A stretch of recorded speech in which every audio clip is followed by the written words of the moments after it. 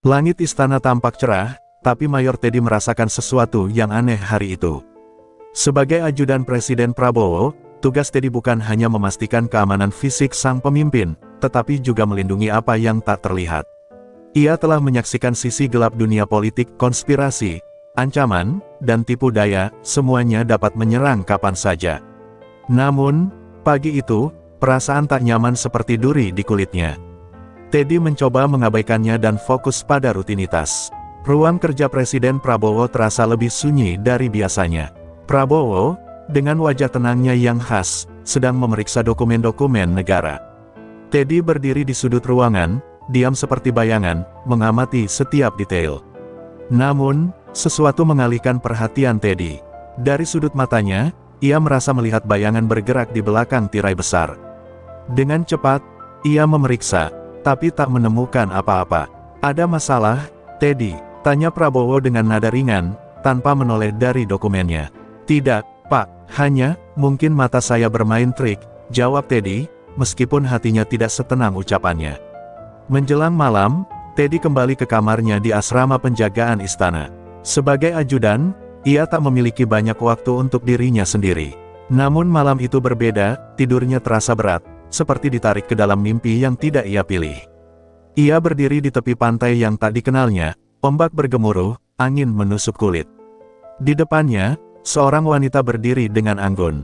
Gaunnya hijau zamrud, memantulkan cahaya bulan, dan matanya seperti lautan yang dalam.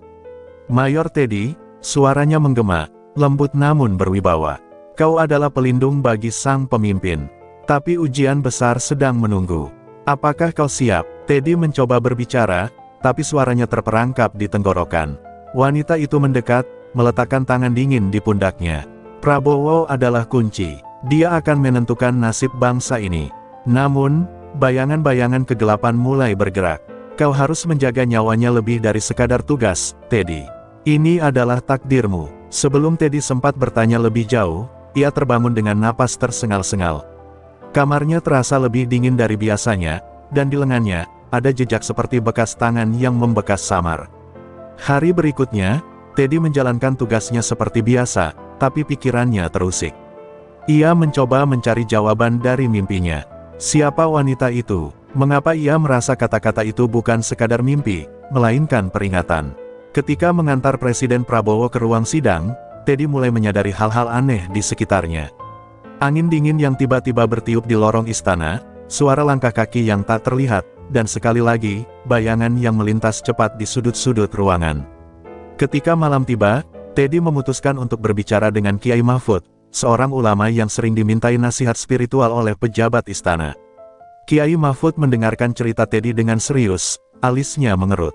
"Teddy, ini bukan hal yang biasa. Apa yang kau alami adalah peringatan dari dunia lain. Kau harus bersiap, karena sesuatu yang besar sedang mendekat." Kiai Mahfud memberikan sebuah doa dan kain putih kecil yang ia sebut sebagai pelindung sementara. Namun, ia juga memperingatkan bahwa kekuatan gaib sering kali lebih kuat dari yang bisa dipahami manusia. Saat kembali ke istana, Teddy merasa bebannya semakin berat. Tugasnya kini lebih dari sekadar melindungi Presiden Prabowo dari ancaman fisik. Ia menyadari bahwa dirinya terjebak dalam sesuatu yang jauh lebih besar, sesuatu yang akan menguji kesetiaannya hingga ke akar. Tapi Teddy tahu satu hal, selama ia masih berdiri, ia tidak akan membiarkan apapun, baik yang terlihat maupun yang tak terlihat, menyentuh pemimpin yang telah ia sumpahi untuk dilindungi. Namun, di kejauhan, suara gemuruh ombak seperti memanggil namanya lagi. Teddy tahu, ini baru awal dari perjalanan yang akan mengubah hidupnya selamanya. Pagi di Istana Bogor terasa mencekam bagi Mayor Teddy. Mimpi tentang wanita bergaun hijau zamrud itu terus membayangi pikirannya. Namun, ia tetap menjalankan tugasnya, memastikan setiap langkah Presiden Prabowo aman dari ancaman yang terlihat maupun tersembunyi. Sepanjang hari, ia tidak bisa mengusir firasat buruk yang terus menggantung di udara. Bahkan senyum hangat Prabowo saat berbicara dengan para menteri tidak mampu mengusir bayangan dingin yang dirasakannya. Malam itu, saat Teddy beristirahat, mimpi yang lebih jelas datang kepadanya. Ia kembali berada di pantai yang sama, dengan ombak yang memecah keheningan. Wanita itu berdiri di sana, kali ini lebih dekat, menatapnya dengan mata penuh misteri.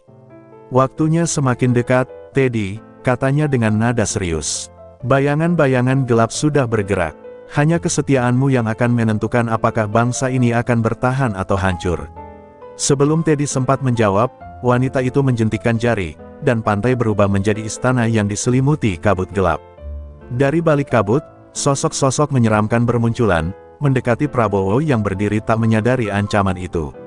"Lindungi dia," suara wanita itu menggema, sebelum Teddy terbangun dengan tubuh basah oleh keringat. Pagi harinya, Teddy menemukan sebuah bekas aneh di telapak tangannya, lambang gelombang kecil, seperti ukiran yang terbuat dari cahaya. Ia mencoba mengabaikannya, menganggapnya bagian dari kegilaan yang mulai merasukinya. Namun, kejadian aneh mulai terjadi. Saat ia mendampingi Prabowo menuju ruang rapat, sebuah vas besar di salah satu lorong tiba-tiba jatuh tanpa alasan. Teddy dengan sigap mendorong presiden ke samping, menyelamatkannya tepat waktu. Prabowo, meskipun bingung, hanya mengangguk singkat. "Kau benar-benar tak pernah lengah, Teddy." Tapi Teddy tahu ini bukan kebetulan. Ia merasakan sesuatu yang jauh lebih besar sedang bergerak. Pada malam harinya, ia memutuskan untuk mencari jawaban. Teddy kembali menemui Kiai Mahfud, kali ini membawa bekas lambang yang terukir di tangannya. Sang Kiai terkejut melihatnya. "Ini adalah tanda panggilan," katanya dengan nada berat. "Ini bukan sembarang mimpi, Teddy. Kau dipilih oleh kekuatan besar untuk menjaga pemimpinmu. Tapi ingat, kekuatan ini bukan tanpa harga." Teddy mulai merasa terbebani oleh tanggung jawab yang tak terucapkan ini. Ia tidak hanya menghadapi ancaman dari dunia manusia, tetapi juga dari dunia gaib yang tak sepenuhnya ia pahami. Malam itu, ketika ia kembali ke istana, ia merasakan angin dingin yang menusuk tulang, meskipun cuaca sebenarnya hangat. Teddy menatap ke arah jendela istana dan melihat pantulan wajah wanita itu di kaca. Ia tidak berkata apa-apa, tetapi tatapannya penuh peringatan. Keesokan harinya, Teddy mendampingi Prabowo dalam kunjungan ke sebuah acara resmi. Saat perjalanan kembali ke istana, kendaraan mereka mendadak berhenti di tengah jalan karena banjir yang tak terduga. Air datang dari arah yang tidak logis, seolah-olah menghalangi perjalanan mereka. Di tengah kekacauan, Teddy mendengar suara samar wanita itu lagi. "Ini peringatan terakhir. Kau harus bersiap, ujianmu akan segera dimulai." Ketika rombongan berhasil melewati banjir, Teddy hanya bisa diam. Hatinya dipenuhi oleh rasa gelisah dan ketakutan yang mendalam. Ia tahu bahwa apa yang dihadapinya bukanlah ancaman biasa.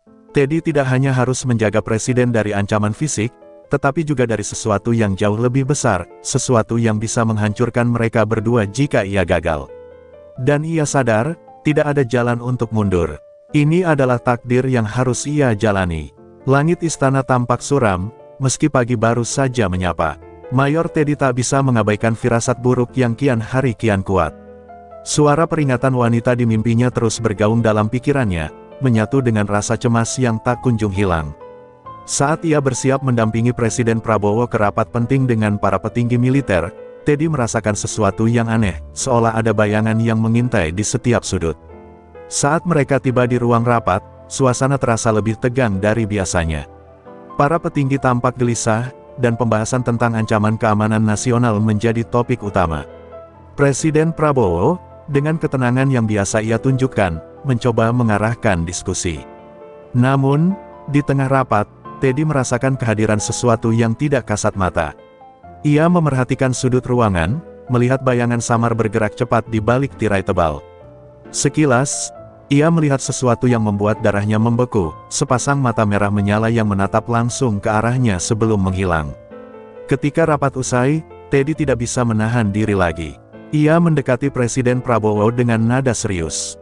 "Pak, saya rasa ada sesuatu yang tidak beres. Bukan ancaman biasa, tapi sesuatu yang lebih besar." Prabowo menatap Teddy dengan penuh perhatian. "Kau merasa ini berkaitan dengan firasatmu?" Teddy mengangguk. "Dan ini bukan sekadar firasat. Saya melihat sesuatu." Prabowo, meskipun skeptis, menghormati Teddy yang selama ini selalu menjaga dirinya. "Baik, Teddy, lakukan apa yang perlu untuk memastikan keamanan kita." Malam itu, Teddy memutuskan untuk berjaga lebih lama di istana. Saat berjalan di lorong-lorong yang sepi, ia merasakan angin dingin menusuk, padahal tak ada jendela yang terbuka. Dari sudut matanya, ia kembali melihat bayangan itu, lebih jelas, lebih nyata. Kali ini, bayangan itu muncul di ujung koridor, membentuk sosok yang tinggi dengan tubuh hitam pekat seperti kabut. Prabowo tidak akan selamat, suara berat dan dingin terdengar, membuat Teddy berhenti sejenak. Namun, dengan keberanian yang tertanam dalam dirinya, Teddy melangkah maju, mencoba mendekati bayangan itu. Tapi sebelum ia sampai, sosok itu menghilang begitu saja. Kejadian itu membuat Teddy sadar bahwa ini bukan ancaman biasa. Ia kembali menemui Kiai Mahfud keesokan harinya, membawa cerita tentang sosok bayangan yang terus mengintai. Sang Kiai mendengarkan dengan serius, lalu berkata, bayangan itu adalah manifestasi dari niat jahat seseorang. Mereka tidak hanya ingin menjatuhkan presiden secara politik, tetapi juga menggunakan kekuatan gaib untuk menghancurkannya. Kau harus berhati-hati, Teddy. Lawanmu tidak hanya manusia. Saran Kiai Mahfud memberinya sedikit kelegaan, namun juga menambah beban. Teddy mempersenjatai dirinya dengan doa dan keberanian, tapi ia tahu itu mungkin tidak cukup. Sore itu, ketika Presiden Prabowo sedang beristirahat di Taman Istana, Teddy merasakan kehadiran bayangan itu lagi. Ia segera bergerak, mencoba melindungi Presiden. Namun, kali ini bayangan itu menyerangnya langsung, menimbulkan rasa dingin yang menusuk hingga ke tulang. Teddy hampir terjatuh, tetapi ia memaksa dirinya tetap berdiri di depan Prabowo. Presiden menatap Teddy dengan heran. Kau baik-baik saja, Teddy. Teddy hanya mengangguk, mencoba menyembunyikan ketegangan yang dirasakannya. Namun, di dalam hati, ia sadar bahwa ancaman ini semakin nyata dan berbahaya. Bayangan itu bukan hanya ancaman gaib, ia adalah simbol dari kekuatan jahat yang ingin menghancurkan mereka. Teddy tahu bahwa ujian ini baru saja dimulai, dan ia harus menemukan cara untuk melawan sesuatu yang berada di luar nalar manusia. Saat malam tiba, Teddy berdiri di balkon istana, memandang gelapnya malam. Ombak dari laut selatan seolah terdengar meski ia jauh dari pantai. Suara wanita itu kembali bergaung dalam pikirannya, jaga dia, Teddy. Namun, ingat, setiap perlindungan memiliki harga. Bersiaplah untuk pengorbananmu, Teddy. Memejamkan mata, menyadari bahwa ia telah terikat pada sesuatu yang lebih besar dari sekadar tugas sebagai ajudan. Apapun yang terjadi, ia telah bersumpah untuk melindungi Presiden Prabowo, meskipun nyawanya sendiri menjadi taruhan. Langit malam di istana terasa semakin pekat, seolah-olah menyembunyikan sesuatu yang tidak bisa dilihat oleh mata manusia. Mayor Teddy berdiri di samping Presiden Prabowo, matanya tajam mengawasi setiap sudut ruangan dalam jamuan kenegaraan malam itu. Suasana terlihat normal, para tamu berbincang santai, dan musik klasik mengalun lembut. Namun, Teddy merasa ada sesuatu yang salah. Punggungnya meremang, tanda bahwa kehadiran, bayangan, itu semakin dekat. Di tengah jamuan, seorang pejabat tinggi mendekati Presiden Prabowo dengan senyum ramah. Ia membawa secangkir teh yang tampak biasa saja, namun Teddy merasa ada sesuatu yang aneh. Instingnya menyuruhnya bertindak. Dengan sigap, Teddy menahan tangan pejabat itu. Maaf, Pak, saya perlu memastikan minuman ini aman. Tanpa menunggu persetujuan, Teddy menyesap sedikit teh itu, dan seketika ia merasakan sensasi panas yang menyakitkan menjalar ke tenggorokannya. Ia menahan batuk keras, tubuhnya terasa lemas. Namun, ia tetap berdiri, menatap tajam pejabat itu yang kini tampak ketakutan. Presiden Prabowo segera menyadari ada yang tidak beres. Teddy, kau baik-baik saja. Teddy mengangguk meski keringat dingin membasahi wajahnya. Tidak apa-apa, Pak, tapi minuman ini tidak biasa. Prabowo menatap pejabat itu dengan tatapan tajam, dan suasana mendadak tegang. Pejabat itu mencoba membela diri, tetapi pengawal segera membawanya pergi untuk diperiksa lebih lanjut. Dalam hati, Teddy yakin bahwa kejadian ini bukan sekadar usaha pembunuhan biasa, ini adalah bagian dari sesuatu yang lebih besar. Malam itu, Teddy menemui Kiai Mahfud sekali lagi, membawa sisa teh yang telah diminumnya. Kiai Mahfud menatap teh itu dengan wajah serius. Ini bukan racun biasa, ada kekuatan gaib yang ditanamkan di dalamnya. Mereka mencoba menjebakmu dan Presiden. Kau telah melawan sesuatu yang tak terlihat, Teddy, tetapi lawan ini tidak akan berhenti sampai tujuannya tercapai. Sang Kiai memberikan segenggam garam laut yang telah diberkati. Gunakan ini untuk melindungi Presiden, tapi ingat, ini hanya pelindung sementara. Kembali ke istana, Teddy merasa kehadiran bayangan itu semakin intens. Malam berikutnya, ia memutuskan untuk berpatroli sendirian di sekitar area istana. Di taman yang gelap, ia mendengar suara bisikan aneh, seperti doa yang dilantunkan terbalik. Saat ia mendekati sumber suara, bayangan itu muncul lagi, kali ini lebih besar dan lebih menyeramkan. Sosoknya tampak nyata, dengan mata merah menyala yang menatap langsung ke arahnya. Kau tidak akan bisa melindunginya, Teddy. Kekuasaan Prabowo tidak akan bertahan lama, suara itu berkata, dingin dan menghantam dada Teddy seperti badai. Teddy menarik napas dalam-dalam, menguatkan dirinya. Ia mengeluarkan garam pemberian Kiai Mahfud dan melemparkannya ke arah bayangan itu. Sosok itu mengerang, suaranya menggema di seluruh taman sebelum lenyap dalam asap hitam.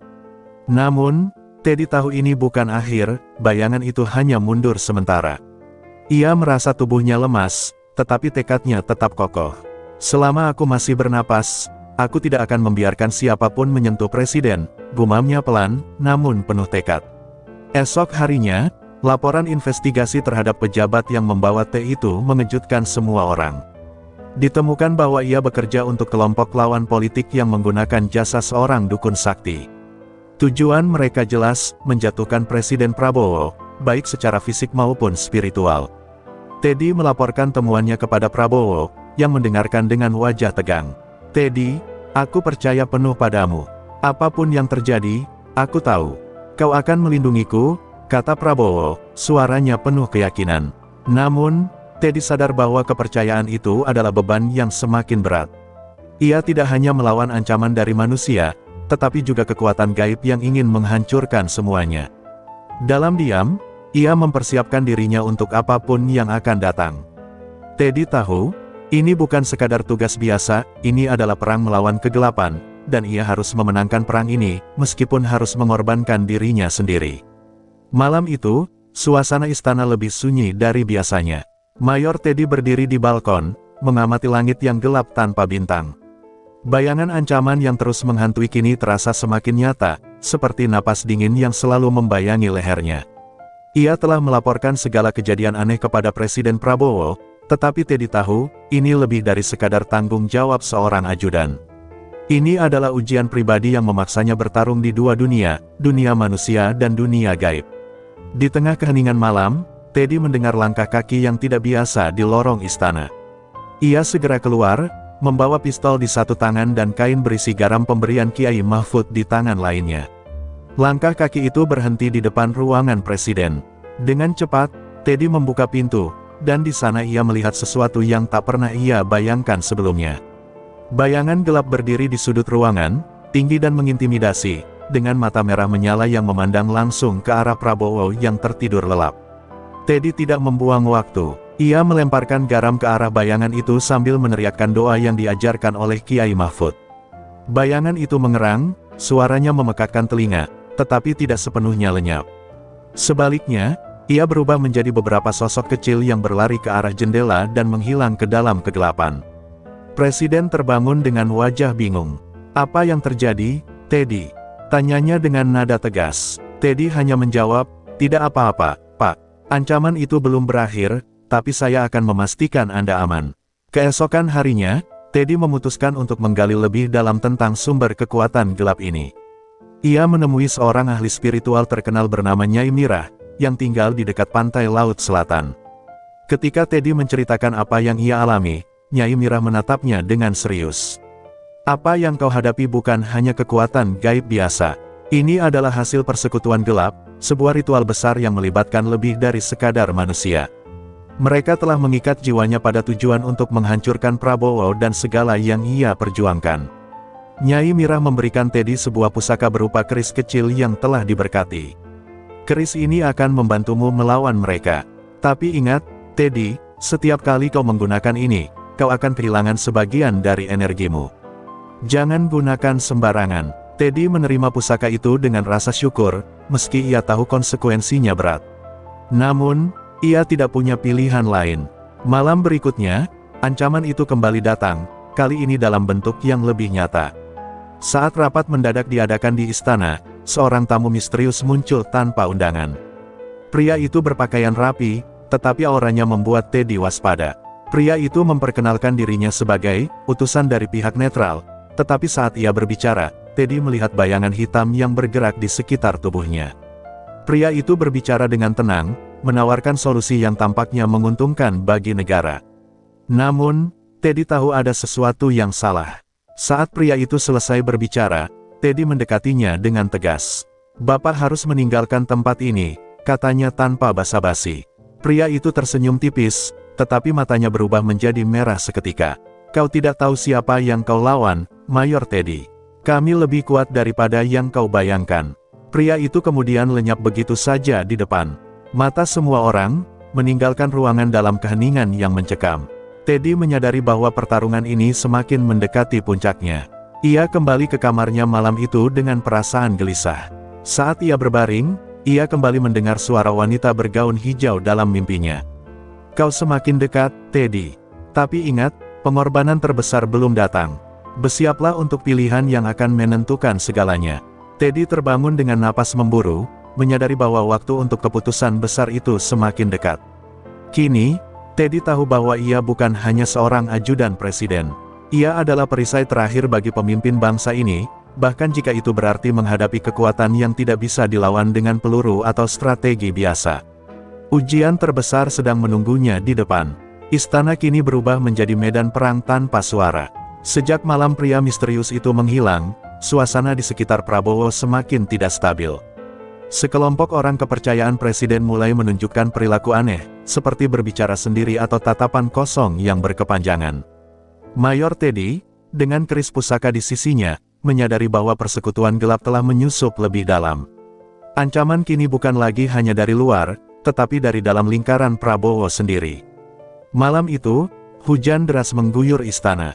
Guntur menggelegar, seperti memberi peringatan tentang sesuatu yang besar akan terjadi.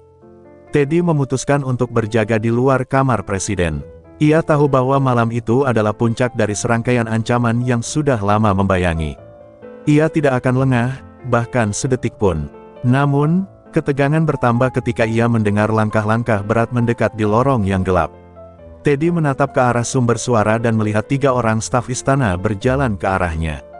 Mata mereka kosong, wajah mereka seperti tanpa jiwa. Salah satu dari mereka tiba-tiba mengeluarkan sebilah pisau besar dan bergerak cepat ke arah Teddy.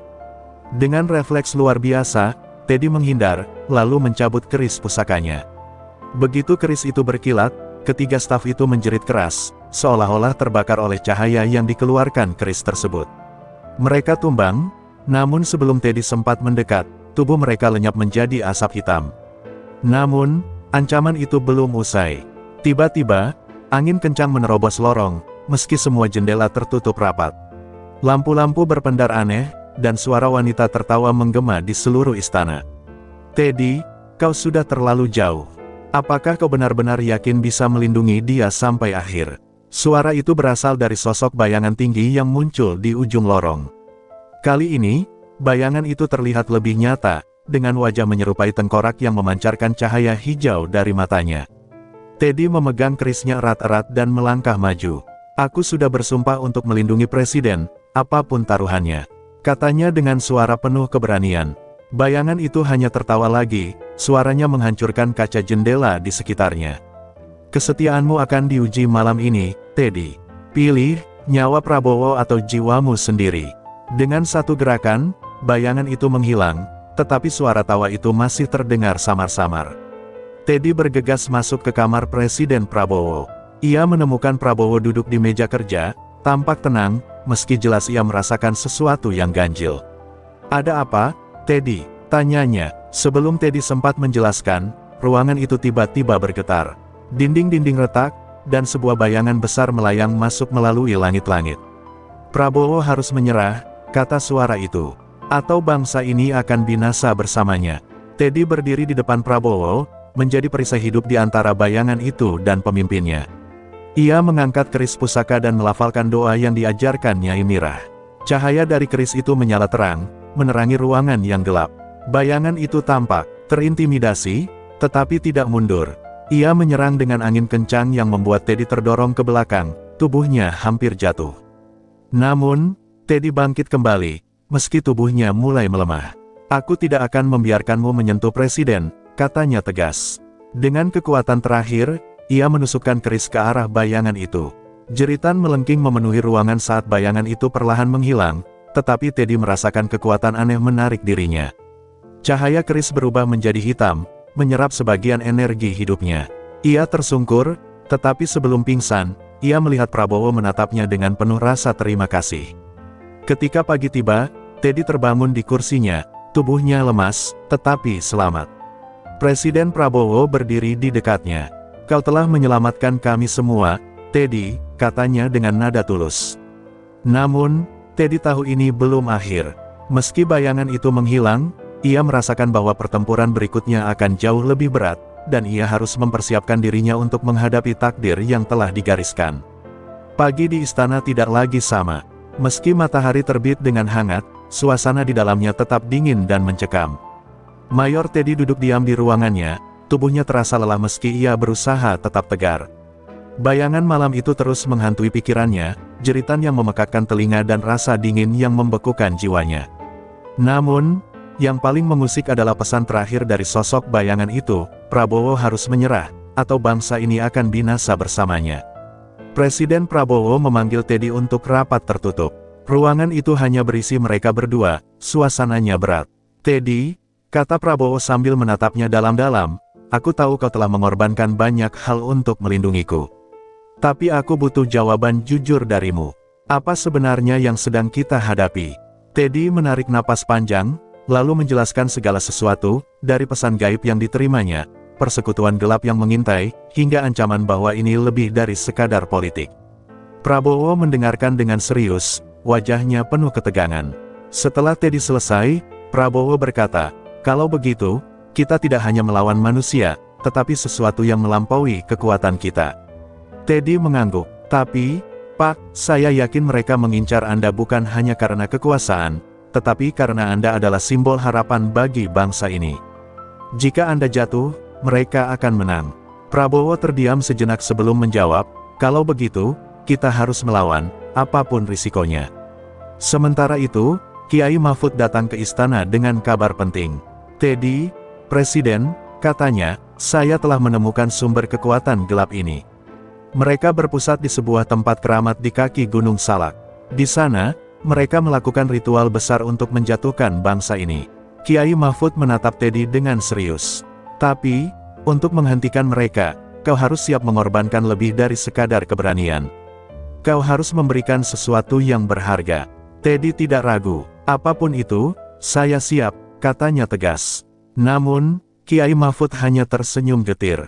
"Kau mungkin belum sepenuhnya mengerti harga yang harus kau bayar, Teddy." Ia memberikan sebuah peta yang menunjukkan lokasi ritual tersebut. Malam purnama adalah saat kekuatan mereka mencapai puncaknya. Kau harus pergi ke sana sebelum itu terjadi. Malam itu, Teddy mempersiapkan dirinya. Ia mengenakan seragam terbaiknya, menyimpan keris pusaka di pinggang, dan mengucapkan doa terakhir sebelum pergi. Presiden Prabowo, meski ingin ikut, memilih untuk tetap di istana atas saran Kiai Mahfud. "Kau adalah simbol bangsa ini, Pak," kata Teddy. "Jika sesuatu terjadi pada Anda, perjuangan kita sia-sia." Prabowo memegang bahu Teddy dengan erat. "Hati-hati, Teddy. Apapun yang terjadi, ingat bahwa kau tidak sendiri. Perjalanan menuju Gunung Salak penuh tantangan, hutan yang gelap dan berkabut membuat langkah Teddy terasa berat, tetapi ia terus maju. Di tengah perjalanan, ia mendengar suara-suara aneh, bisikan yang menyebut namanya, langkah kaki yang mengikuti dari belakang. Namun, Teddy tidak membiarkan rasa takut menguasainya. Ia tahu bahwa setiap langkah membawa dirinya lebih dekat pada jawaban. Sesampainya di tempat ritual, Teddy terkejut melihat lingkaran besar dengan simbol-simbol aneh yang bercahaya merah di tanah. Di tengahnya, seorang pria berdiri dengan jubah hitam, memimpin doa yang terdengar seperti mantra kutukan. Teddy mengenali pria itu sebagai sosok yang pernah datang ke istana. "Kau datang juga, Mayor," katanya dengan senyum dingin. "Tapi kau terlambat. Ritual ini hampir selesai, dan tidak ada yang bisa menghentikan kami." Teddy mencabut kerisnya, mempersiapkan diri untuk pertarungan yang tidak hanya melibatkan fisik, tetapi juga jiwa. Ia tahu, malam itu akan menjadi penentu segalanya, bukan hanya bagi dirinya, tetapi bagi Prabowo dan seluruh bangsa. Dengan keberanian yang membara, Teddy melangkah maju ke tengah lingkaran, siap menghadapi kekuatan gelap yang telah menunggu. Malam itu, suasana istana terasa lebih sunyi dari biasanya. Hujan deras mengguyur, memercikkan tetesan air ke jendela-jendela besar, menciptakan irama yang menambah keheningan malam. Di dalam ruangan kerja Presiden Prabowo, Mayor Teddy, sang ajudan yang setia, berdiri tegak di samping meja kerja.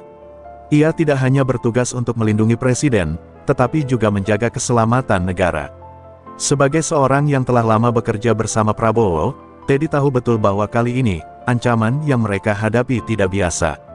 Baru saja ia selesai memeriksa semua pintu dan jendela untuk memastikan tidak ada yang terbuka, tiba-tiba ia merasa ada sesuatu yang aneh. Hawa di sekitar istana terasa lebih dingin dari biasanya, seolah-olah ada kekuatan tak terlihat yang mengintai. Teddy mengerutkan kening, waspada. Ia merasakan hal ini pertama kali setelah pertemuan Prabowo dengan seorang tamu misterius yang datang beberapa hari lalu. Tamu itu datang tanpa undangan dan berbicara dengan Presiden dalam bahasa yang tidak dipahami oleh siapapun, bahkan Teddy sekalipun. Ketika pertemuan itu berakhir, tamu tersebut menghilang begitu saja, meninggalkan aroma misterius di udara. Setelah kejadian itu, Teddy merasa seperti ada bayangan yang terus mengikutinya, selalu berada di ujung penglihatannya. Sesuatu yang tidak bisa ia jelaskan, sesuatu yang lebih dari sekadar ancaman fisik. Malam itu, saat Teddy berjaga di luar kamar Prabowo, ia merasa kehadiran bayangan itu semakin kuat. Saat ia berjalan melintasi lorong gelap, tiba-tiba ia mendengar suara lirih, seperti suara wanita yang memanggil namanya. Teddy, suara itu terdengar dari ujung lorong, namun ketika ia menoleh, tidak ada siapa-siapa.